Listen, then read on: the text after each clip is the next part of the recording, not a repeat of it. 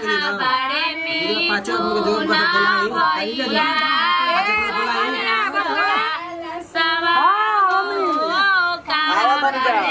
चल दीपक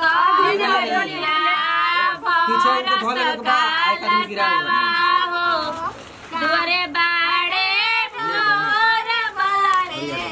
दुआरे बलटिया बाड़े राजधानी भैया बरस काल सवा हो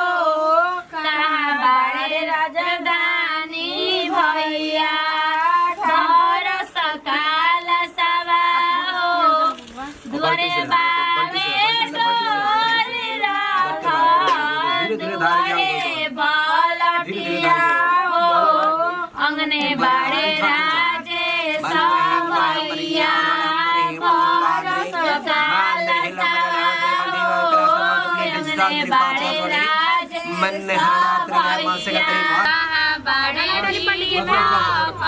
भैया बरस काल सवा हो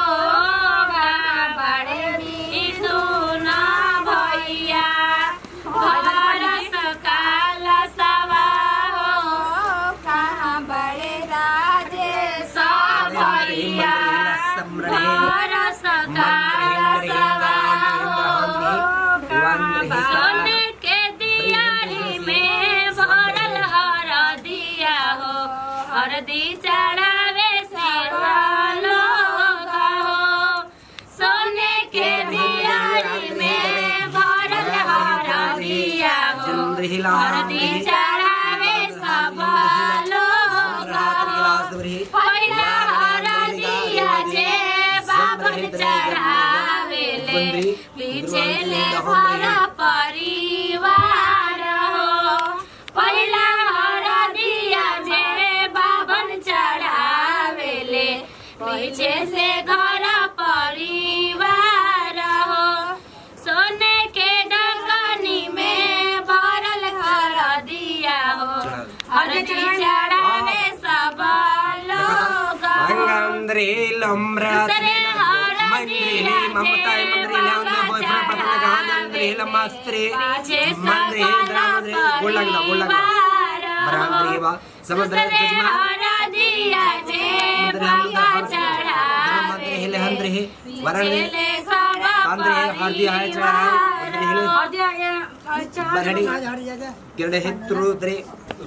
रुक के मैं बोला के लिया पहले हरदी बाबन चढ़ावे सब पहले उनका चढ़ावो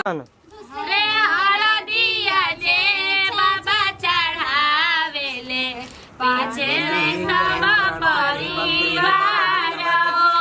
तीसरे हरदिया जे भैया चढ़ावे ले पाछे से सब परिवार हो सोने के डकनी में भरल हरदिया हो हरदी चढ़ावे सब लोग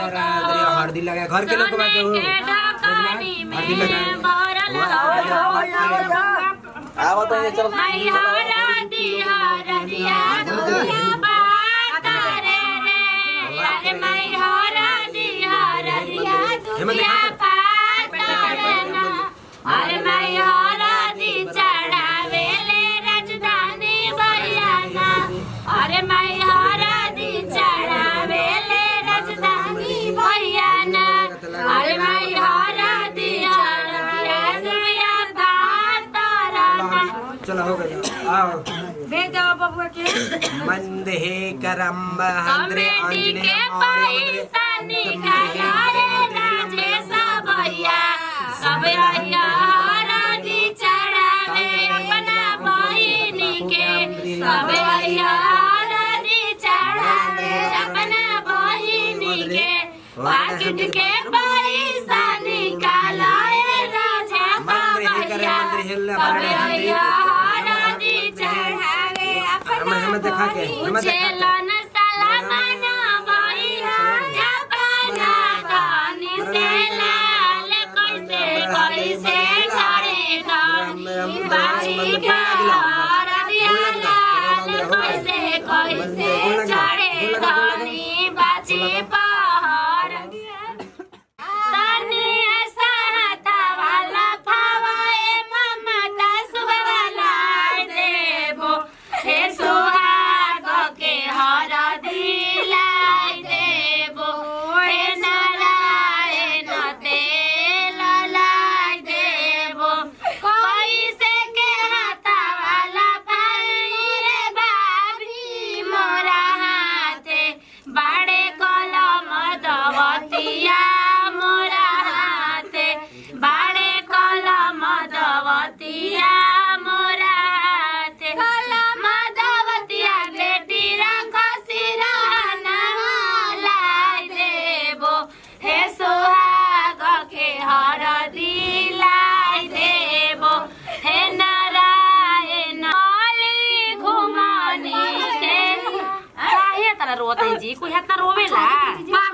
एकदम से ऐसे नो एक रकम चुपचाप एकदम रही था के करे कल बियाह शादी नहीं के आज के दिन क्यों रोए लगा गाली घुमानी खेला